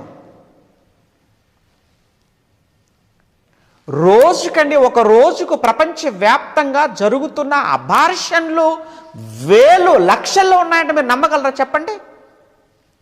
ఒక సంవత్సరానికి 1,000,000 మంది, కోటికి పైగా అబార్షన్లు జరుగుతున్నాయనంటే, ఒక సంవత్సరం 1,000,000 మంది పసిబిడ్డలను, పసిగుడ్లను ఈ లోకంలోనికి రానివ్వకుండా గర్భంలో ఉంటుండగానే చంపి పడేస్తున్నారా? అవును, చంపేస్తున్నారు. అందులో మన దేశంలో కూడా. కారణం మీకు తెలియందే ఉంది చెప్పండి. మన దేశంలో మగబిడ్డ కావాలి తప్ప ఆడబిడ్డ వద్దు మన దేశస్తులకు. మగబిడ్డ కావాలి, ఆడపిల్లలు వద్దు. ఆడపిల్లంటే అరిష్టం. అందులో అష్టమ నాడు పుడితే ఇంకా దరిద్రం. అందుకే కదండి ఒక అమ్మాయి పాడింది, ఆడపిల్లనమ్మ ఆడపిల్లనమ్మ అనుకుంటూ పాడింది కదా. అదే అష్టమ నాడు పుట్టాడు కృష్ణుడు, ఆయన మాత్రం దేవుణ్ణి చేశారు, మాకేమైందమ్మా మేము మాత్రం దరిద్రులం అయిపోయామా మేము అని పాడిందండి. మంచి పాటే. వద్దా? వద్దు ఆడపిల్లలు. అందుకే కదండి ఈరోజు ఆడపిల్లల సంఖ్య ఎక్కువ, మగపిల్లల సంఖ్య తక్కువైపోతుందండి. ఆ మగపిల్లల సంఖ్య ఎక్కువైపోతుంది, ఆడపిల్లల సంఖ్య తక్కువైపోతుంది. దొరకటం లేదండి పిల్లలు, మగపిల్లలు ఏమండి దొరకటం లేదు, సరిగ్గా దొరకటం లేదు. ఆడపిల్లల సంఖ్య తగ్గిపోయి చంపేస్తున్నారు కదా మరి గర్భంలో ఉండగానే. వీళ్ళు ఎక్కువైపోయారు మగపిల్లలు, ఆడపిల్లలు తక్కువైపోయారు.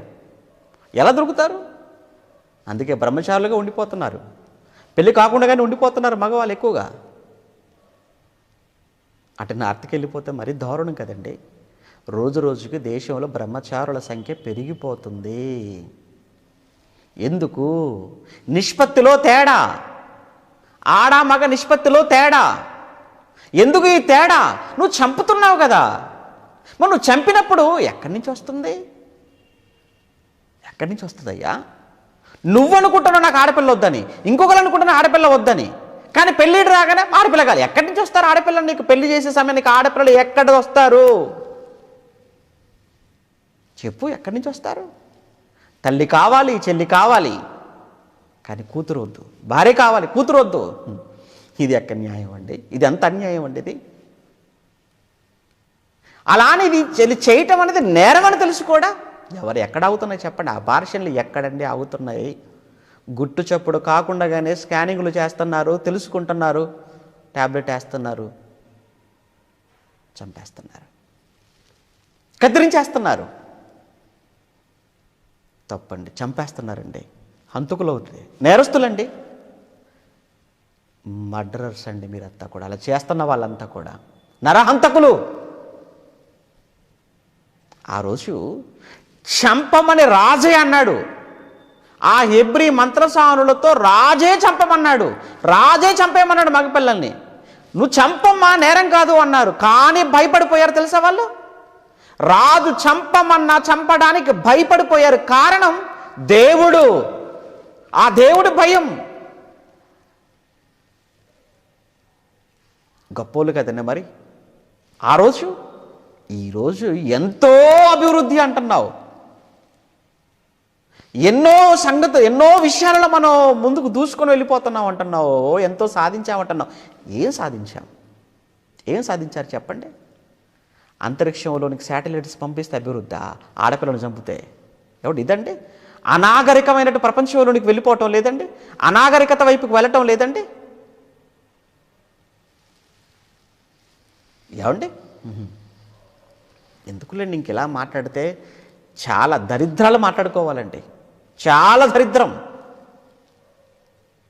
జరుగుతున్న ఏమంటారు, పిల్లలను తీసుకుని వెళ్ళి బలిపట్టాలండి. ఇప్పటికీ నిన్న మొన్న కూడా రీసెంట్గా జరిగిన సంగతి మీకు తెలుసండి.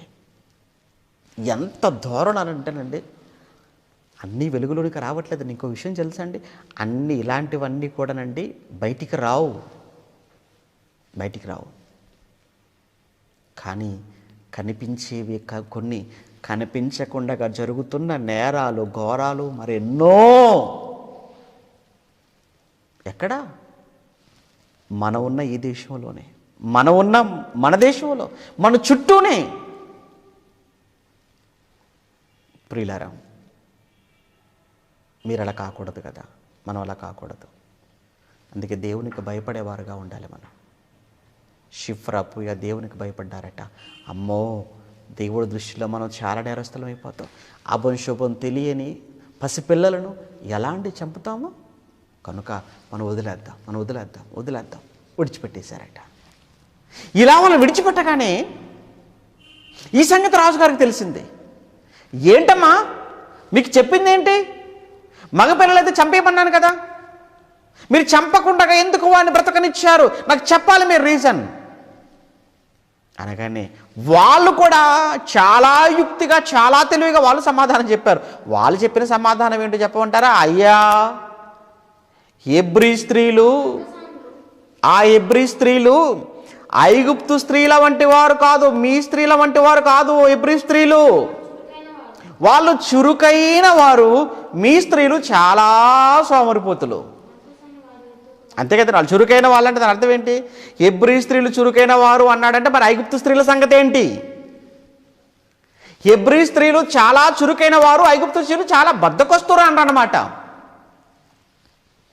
అంతే కదండి, బద్ధకం అండి, సోమరితనం, పని చేసుకోవడం చేత కాదు ఏ పని కూడా. ఎవరు నీళ్ళు ఇవ్వడానికి ఒక మనిషి కాదు, నీళ్ళు ఇవ్వటానికి, నీళ్ళు తేవడానికి కాదు, నీళ్ళు ఇవ్వడానికి.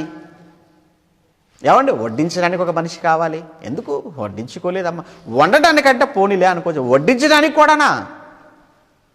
ఏమండి, తాగించి ఇంక నెక్స్ట్ ఏంటంటే ఇక తాగించడమే, నోటి దాకా తీసుకొచ్చి ఏమంటే నోటికి అందించడమే, ఇక అది కూడా చేయమంటారేమో. అసలు నీకు ఎందుకు బద్ధకం? సోమరితనం అండి, సోమరితనం, అంతకు మించి ఏమీ లేదు. అలా సోమరితనం వల్ల మనిషి నిలువుగా పెరగడు, అడ్డంగా పెరిగిపోతాడు. తెలుసు కదండి, అడ్డంగా పెరుగుతాడు. అడ్డంగా పెరిగాడంటే కదలలేడు, లేవలేడు, చేయలేడు. అప్పుడు ఎంతమంది కావాలి? ఇక పని వాళ్ళు కావాలన్నమాట, పని వాళ్ళు అవసరం. ఐగుప్తు స్త్రీల గురించి చెప్తున్నానండి, ఇది ఐగుప్తు స్త్రీల కోసం మాట్లాడుతున్నాం. వాళ్ళ స్త్రీలు ఎంత బాగా చెప్పారంటే వాళ్ళు, అయ్యా హెబ్రీ స్త్రీలు చాలా చురుకైన వారయ్యా, అందుకే మీ వాళ్ళ దగ్గరికి వెళ్ళేలోపే కనేస్తున్నారు పిల్లలు, మేము వెళ్ళేలోపే కనేశారు అనగానే, సరే ఇందులో మీ తప్పేం లేదు కదా, మీరు వెళ్ళిపోండి అని వెంటనే అతను చేసిన ఆలోచన ఏంటంటే,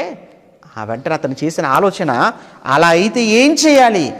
ఇదిగో ఈ ఇశ్రాయేలీలో లేదా ఈ హెబ్రీ స్త్రీలు కనిన వారిలో ప్రతి మగపిల్లవాడిని తీసుకొని వెళ్ళి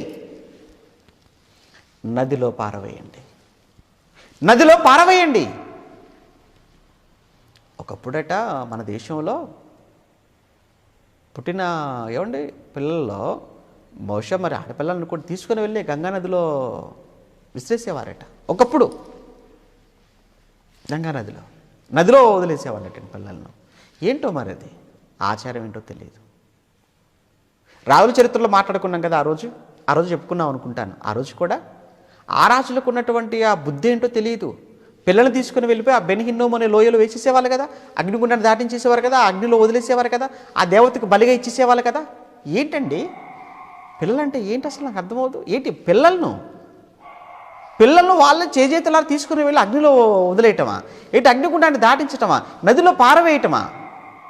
ఏంటి వస్తువులు అనుకుంటున్నారు అవేమైనా? అలాంటి కాలం అండి, అలాంటి సంఘటనలు అండి జరిగే చరిత్రలో. ఇప్పుడు ఇక్కడ చూస్తుంటే రాజే చెప్తున్నాడు, అలా అయితే హెబ్రీ స్త్రీలు కనిన వారిలో ప్రతి మగపిల్లవాడిని తీసుకొని వెళ్ళి అన్ని నదిలో పారవేయండి అనగానే, ఇక చూడనండి, ఇక సైనికులు వచ్చేసారు. వచ్చిన సైనికులు అంతే కదండి, ఇక వచ్చినటువంటి ఉద్యోగస్తులు, రాజుగారి ఆస్థానంలో ఉద్యోగస్తులు లేదా సైనికులు ప్రతి ఇంటికి తిరుగుతున్నారు ఇప్పుడు. అంతే కదా. ఆ 20 వచ్చినాం, ఆ జనము విస్తరించి మిక్కిలి ప్రబల ఆ మంత్రసారులు దేవునికి భయపడినందున ఆయన వారికి వంశాభివృద్ధిని కలగజేశాడు. అయితే ఫరో హెబ్రీలో పుట్టిన ప్రతి మగపిల్లవాడిని నదిలో పారవేయండి, ప్రతి కుమార్తెను బ్రతకనీయండి అని తన జనులందరికీ ఆజ్ఞాపించాను. అదే సమయంలో ఇక్కడ ఈ ఆజ్ఞ జారీ చేయబడిన ఈ సమయంలోనే, ఈ రాజున్న ఈ సమయంలో, ఈ ఆజ్ఞ జారీ చేయబడిన ఈ సమయంలోనే దేవుడు కూడా దిగాడండి పోటీకి. అదే టైంలో దేవుడు ఎంటర్ అవ్వాలా అంటే ఆ టైంలోనే దేవుడు కూడా కలగజేసుకోవాలంటే అవును, దేవుడు కూడా అదే టైంలో దిగాడండి. ఎందుకంటే ఆడున్నప్పుడు దేవుడు ఎంటర్ అయితే బాగుంటుంది కదండి, చరిత్ర కూడా స్టోరీ కూడా చాలా బాగుంటుంది. దేవుడు దిగాడట. ఈలోపు లేవి వంశాన్ని చూసారంటే లేవి వంశంలో అమ్రాము యొకోబేదు అనేటువంటి భార్యాభర్తలు చక్కగా ఉన్నారట. వాళ్ళకు దేవుడు గర్భఫలాన్ని ఇచ్చాడు. ఆ గర్భఫలం మగబిడ్డ పుట్టాడు. పుట్టగానే ఆ తల్లి కడుపు తీపి ఉంటుంది కదండి. ఏ తల్లండి బిడ్డను చావుకు అప్పగించి చెప్పండి? పుట్టిన మగపిల్లవాడిని అమ్మ మగపిల్లాడు పుట్టాడా, మగపిల్లాడు పుట్టాడా, మీ ఇంట్లో మగపిల్లాడా, మీ ఇంట్లో మగపిల్లాడా, మీ ఇంట్లో మగపిల్లాడా, అయితే మీ ఇళ్లలో మగపిల్లలు పుట్టుంటే మాకు అప్పగించేసిండి. ఎందుకు? రాజుగా చెప్పారు కదా నదిలో పారవేయమని, కనుక మాకు ఇచ్చేసి తీసుకుని నదిలో పారవేస్తాం అని ఇంటింటికి తిరుగుతూ పుట్టిన మగపిల్లలు తీసుకొని నదిలో పారవేస్తుంటే, ఇప్పుడు ఈ అమ్రాము యోకేబేదుల గర్భాన పుట్టినటువంటి శిశువును కూడా ఇప్పుడు ఈ తల్లి ఏం చేయాలి? ఈ తల్లి కూడా ఇచ్చేసేయాలి. కానీ ఏ తల్లి మనసు ఒప్పుకుంటుంది చెప్పండి? ఏ తల్లి కడుపు ఒప్పుకోగలదు చెప్పండి? ఏ తల్లి గర్భం ఒప్పుకుంటుంది చెప్పండి? ఎవ్వరు ఒప్పుకోరండి. ఏడు మీ పిల్లలు చావుకు మీరు ఇవ్వగలరంటారా చెప్పండి? ఇవ్వలేరండి. అందుకే ఈ తల్లి బిడ్డను చంపుకోలేక, వాళ్ళ చేతికి ఇవ్వలేక, మొత్తానికి చాలా చాలా అతి కష్టంగానండి 3 నెలలు ఆ బిడ్డ కంట పడకుండగా, ఎవరి కంటికి కనిపించకుండగా ఆ బిడ్డను 3 నెలల పాటు చాలా చాలా జాగ్రత్త చేసిందట. కానీ మొదటి నెల, 2వ నెల, 3వ నెల వచ్చేటప్పటికి బిడ్డ ఎదుగుతుంటాడు కదా, మరి బిడ్డ ఎదుగుతున్న కొద్దీ కనబడకుండా ఉంటుందా, తెలియకుండా ఉంటుందా, వాడు అరవకుండా ఉంటాడా, ఏడవకుండా ఉంటాడా, ఏమంటే ఇరుగు పొరుగు వారికి విషయం తెలియకుండా ఉండగలదా? ఎంతకాలం దాచిపెట్టగలదు చెప్పండి ఆ బిడ్డను? అందుకే ఒక ఆలోచన చేసింది, ఒక జమ్ము పెట్టి చేయించి దానికి కీలు పూసింది. ఆ బిడ్డను వాళ్ళకి ఇవ్వలేక ఆ బిడ్డను ఆ జమ్ము పెట్టెలో పడుకోబెట్టింది. తన కుమార్తెను పిలిచింది, అమ్మా ఈ జమ్ము పెట్టే, ఇందులో ఉన్నది నీ తమ్ముడు, ఇతను తీసుకొని వెళ్ళి ఆ ఏటి ఒడ్డున ఆ నాచులో అలా వదిలేసేయమ్మా, నువ్వు దగ్గరగా పక్కగా వెళ్ళమ్మా, చెట్టు చాటుకుండమ్మా, వాడిని కనిపెడుతూ ఉండమ్మా, నీ తమ్ముడిని ఏం జరుగుతుందో చూస్తూ ఉండమ్మా అన్నది. అన్నట్లుగానే ఆ బిడ్డను ఏమంటే ఆ తమ్ముణ్ణి తల్లి ఇచ్చినటువంటి ఆ జమ్ము పెట్టే అందులో ఉన్నటువంటి తమ్ముడితో పాటు, శిశువుతో పాటు తీసుకుని వెళ్ళి తల్లి చెప్పినట్టుగానే అక్కడ ఆ నాచులో విడిచేసింది ఏటి ఒడ్డున. చూస్తుంది, చెట్టు చాటుకు వెళ్ళి ఏం జరుగుతుందో చూస్తుంది. ఈలోపు అదృష్టవశాత్తు ఈలోపు అదే ఏటిలో స్నానం చేయటం కొరకని చెప్పి రాజకుమార్తె తన పనికత్తెలతో పాటు ఆ ఏటి ఒడ్డున నడుచుకుంటూ వస్తుంది. ఏం జరుగుతుందో అని ఇంకా ఆసక్తితో ఇక్కడ ఉన్నటువంటి ఆ పిల్ల, చిన్నపిల్లే కదండి అప్పటికి, ఏమంటే ఆ బిడ్డకు అక్క అంటే చిన్నదే, చూస్తూ ఉంది. ఈలోపు ఆ పనికెత్తలు వస్తున్నారు రాజకుమార్తెతో పాటు. అటుగా జమ్ము పెట్టె కనిపించింది పనికెత్తలకు. అమ్మగారు ఏంటి? అగో ఆ పెట్టె, ఏంటో తీసుకురండి. తీసుకొచ్చేసారు, ఓపెన్ చేశారు. చూడగానే ఓపెన్ చేయగానే ఏమన్నా 3 నెలల పసికందు, 3 నెలల శిశువు అందులో ఉన్నాడు. అంతేకాదు చాలా సుందరంగా, చాలా అందంగా కనిపించాడట. అప్పుడు వెంటనే ఆ బిడ్డను ఎప్పుడైతే తీసుకుందో, 3 నెలల పసిబిడ్డను ఎప్పుడైతే తీసుకుందో రాజకుమార్తె, ఆ చెట్టు చాటుకు అప్పటికి ఏం జరుగుతుందో చూస్తుంది కదా, ఆ బిడ్డ పరిగెత్తుకుని వచ్చేసింది. అమ్మగారు ఏంటి చెప్పు? ఈ బిడ్డను పెంచడానికి ఈ హెబ్రీ స్త్రీలలో ఎవరినైనా ఒకరిని తీసుకొని రమ్మంటారా? తెలివిగా మాట్లాడుతుందండి, చిన్నదైనప్పటికీ చాలా తెలివిగా మాట్లాడుతుంది. ఎవరినైనా ఒకరిని తీసుకురమ్మంటారా అని అడిగిందే కానీ వీళ్ళు అమ్మనే తీసుకురమ్మంటారా అని మాత్రం అడగలేదు. అక్కడ బైబిల్ మీరు చదువుతున్నప్పుడు ఎవరినైనా ఒకరిని తీసుకురమ్మంటావా అని అనగానే తీసుకురాపో అనేసింది. వెళ్ళి తీసుకురాపో అనగానే పరిగెత్తుకొని వెళ్ళిపోయి ఈ బిడ్డ, ఈ జమ్ము పెట్టెలో ఉన్న ఈ బిడ్డ యొక్క తల్లినే, లేదా పరిగెత్తుకుని వెళ్ళిన ఆ బిడ్డ యొక్క తల్లినే తీసుకుని వచ్చేసి రాజకుమార్తె ముందు నిలబెట్టింది. అప్పుడు రాజకుమార్తె అంటుంది, అమ్మా ఇగో ఈ బిడ్డను నా బిడ్డగా ఈ రోజు నుంచి నువ్వు పెంచాలి. ఈ బిడ్డ పెంచటానికి, ఈ బిడ్డ పోషణ కొరకు ఎంత ఖర్చు అవుతుందో ఏంటో అంత కూడా, పోషణ ఖర్చు అంతా కూడా నాదే. నా బిడ్డగా నువ్వు పెంచాలి. ఫరో కుమార్తె యొక్క కుమారుడుగా నువ్వు పెంచాలి ఈ బిడ్డను. ఎవరైనా వచ్చి అమ్మా ఎవరి బిడ్డ అని అడుగుతారు కదా, అప్పుడు చెప్పు, ఫరో కుమార్తె యొక్క కుమారుడని గర్వంగా చెప్పు, నువ్వు నా బిడ్డని చెప్పు, అక్కడి నుంచే వస్తుందని చెప్పు, రోజు పోషణ అంతా కూడా అక్కడి నుంచే వస్తుందని చెప్పు నువ్వు. అలాగేనమ్మా అని ఆ బిడ్డను చక్కగా మళ్ళా ఇంటికి తీసుకుని వెళ్ళిపోయిందండి. ఎంతకాలం పెరిగాడో తెలుసా ఆ బిడ్డ? ఎంత వయసు వచ్చిందో తెలుసా? 40 ఏండ్లు వచ్చాయి.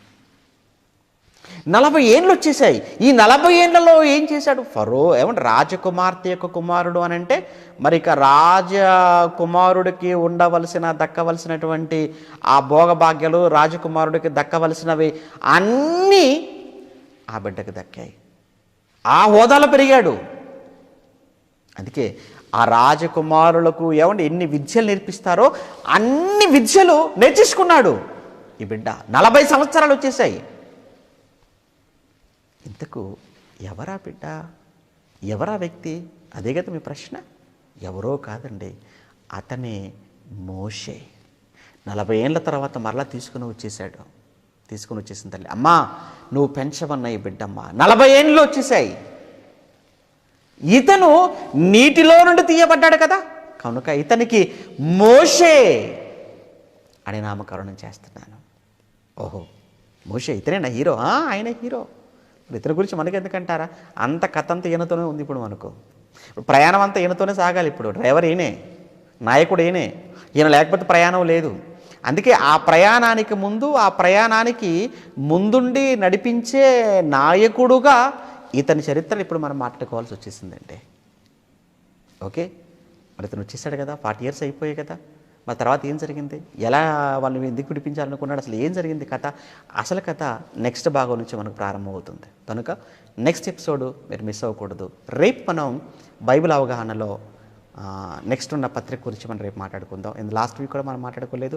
మళ్ళీ ఈ భాగాన్ని మనం ఎల్లుండి నుంచి మనం కంటిన్యూ చేసుకుందాం. కనుక ఇటువంటి సంగతులు, ఇలాంటి చరిత్ర పాఠాలు మీరు మిస్ అవుతే చాలా కోల్పోతారు. చెప్పండి మీ స్నేహితులకు, బంధువులకు, అందరికీ. ఏం నోటి మాటగా చెప్పటమే కదా. 8 గంటలకు చక్కగా ఛానల్ ఆన్ చేసుకోండి, కూర్చోండి. చాలా విషయాలు మీరు తెలుసుకుంటారు, బైబిల్ నేర్చుకుంటారు. ఎలాగో ఖాళీయే కదా, కార్యక్రమాలు ఏమీ లేవు కదా అని మీరు ఒక్కొక్కరుగా మీకు తెలిసినటువంటి వాళ్ళందరికీ మీరు షేర్ చేయటమే కాదు, పర్సనల్గా చెప్పండి. వాళ్ళందరూ ఒక లైవ్ చూసే విధంగా మీరు వారందరినీ ప్రోత్సహించండి. మొదటిసారిగా కొత్తగా చూసే వాళ్ళైతే ఖచ్చితంగా మీరు ఛానల్ సబ్స్క్రైబ్ చేసుకుని బెల్ బటన్ ప్రెస్ చేయండి. ఇక ఇప్పుడు చెప్పిన ఈ పాఠంలో నుంచి రేపు ఉదయం మళ్ళీ ఎగ్జామ్ ఉంటుంది. యూదారాజుల చరిత్రలో నుంచి పాఠాలు వచ్చే వారం ఉంటాయి.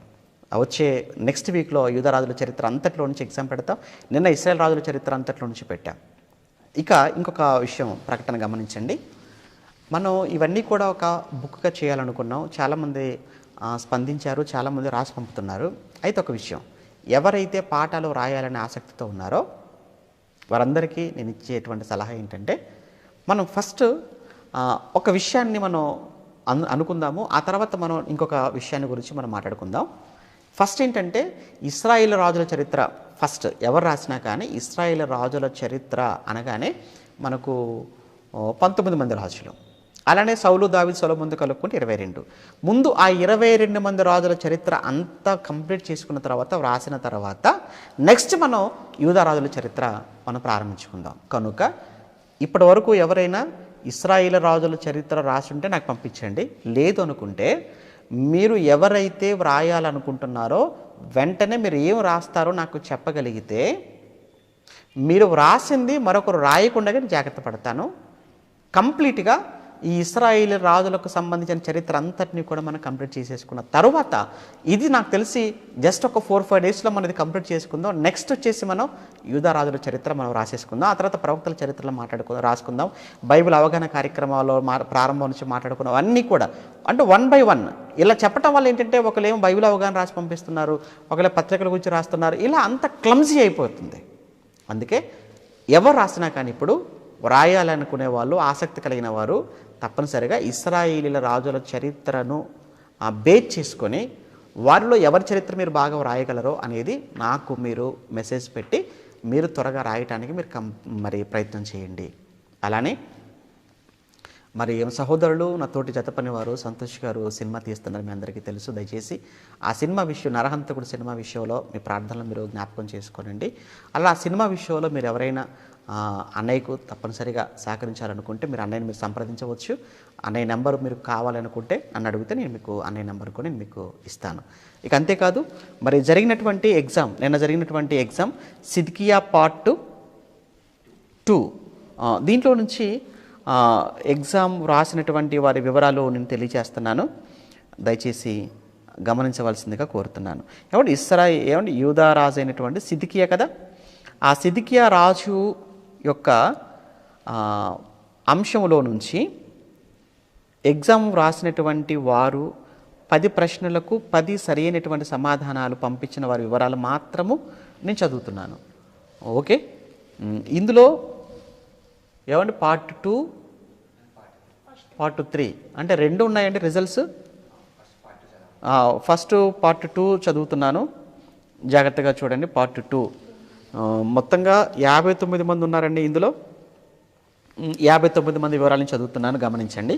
మరి పేర్లు: మౌనిక బెంచమిన్ ప్రత్తిపాడు, మౌనిక కాకినాడ, సంధ్య అమలాపురం, శ్రీనివాస్ చెరుకువాడ, నాగరాజ్ భీమవరం, ప్రవీణ్ కుమార్ కోసికి, మహేష్ ప్రత్తిపాడు, జ్యోతి పెనుగొండ, ఏంచెల్ ఏలూరు, జాన్సన్ కుమార్ నెల్లూరు, రూతు ఆదోని, యోసేపు బాపట్ల, కీర్తి ప్రకాశం, శ్రీనివాసరావు రాజమండ్రి, సుధాకర్ వందగలు, గిజ్యోను ప్రకాశం, ఇందురాజు తిరుపతి, ఆకాంక్ష కనిగిరి, క్రాంతిప్రియ ప్రకాశం, జ్యోతి ఏలూరు, మల్లేశ్వరి చిలకలూరుపేట, రవీంద్రబాబు హైదరాబాద్, మధు గుంటూరు, ప్రకాష్ కుమార్ జంగారెడ్డిగూడెం, సునంద కర్నూలు, అరుణ్ రాజేష్ రాజమండ్రి, రాధమ్మ దువ్వ, ప్రవళిక చిలకలూరుపేట, దేవప్రసాద్ కొత్తపట్నం, రోషయ్య గుంటూరు, అక్షయ్ గుంటూరు, యమున వైజాగ్, వెన్నెల వైజాగ్, ముత్తు తెల్లదేవరపల్లి, హేమప్రసాద్ గుత్తి, అఖిల్ స్వరూప్ గుంతకల్, నిఖిల్ గుంతకల్, జ్యోత్స్నలత గుంతకల్, కోటి ఖమ్మం, షకీనా బెహ్రైన్, వర్షిత అశ్వపురం, సువార్త విలియమ్స్ వరంగల్, ఎస్తేర్ హైదరాబాద్, బేబీ లేయా లేఖన లేయా మదిర, లక్ష్మీమోహన్ అశ్వపురం, సుధాకర్ గద్వాల్, స్రవంతి మనోజ్ ఖమ్మం, రేణుక బెహ్రైన్, మహేష్ ఖమ్మం, విజయ్ కుమార్ వికారాబాద్, జాన్ కాకినాడ, నీలిమ మదిర, విఘ్నేశ్వరి వికారాబాద్, సోని కర్ణాటక, భాగ్య కర్ణాటక, సుజ్ఞాన భీమవరం, రాజ్ కుమారి తిరువూరు, కిషోర్ ఖమ్మం, సౌజన్య ఖమ్మం. ఓకే, ఇది ఎగ్జామ్ నెంబర్ 34 అండి నేను చదివింది. 35 రైట్, 35 నేను చదివాను.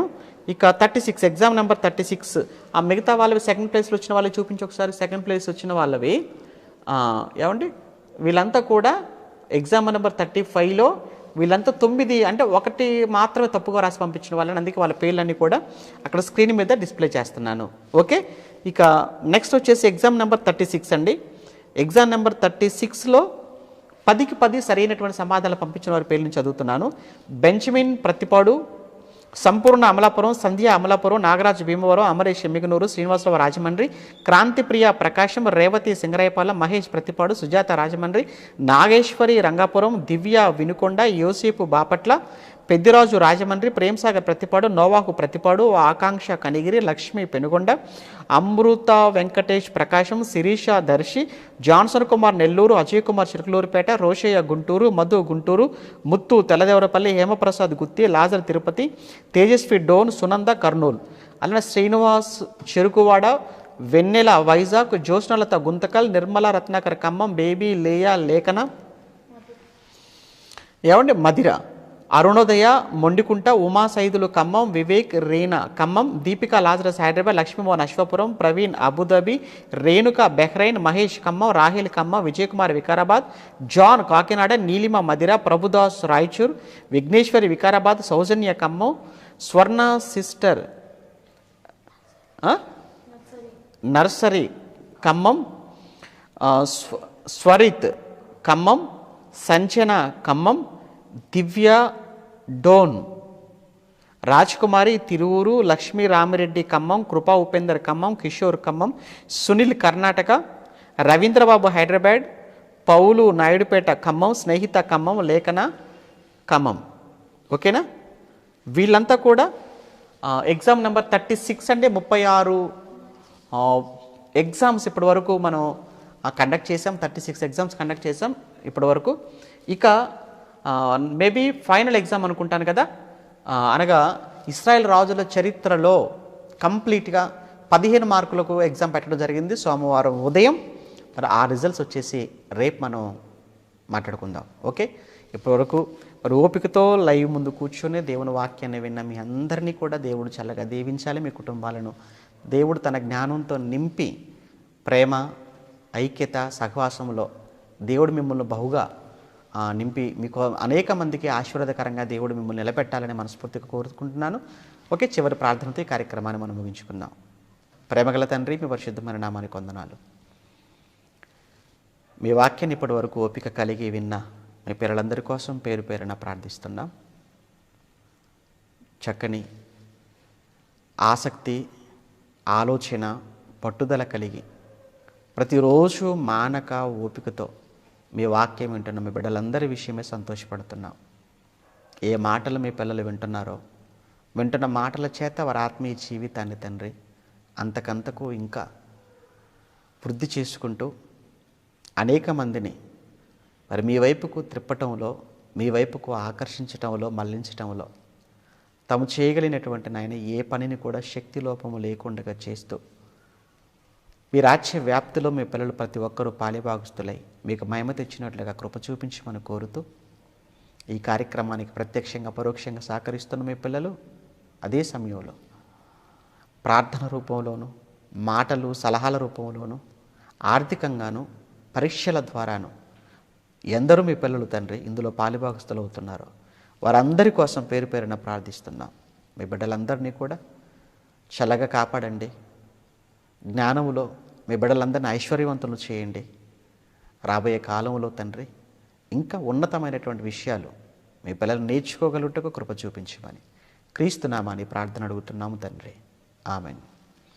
ఓకే, అందరికీ వందనాలండి. Thank you.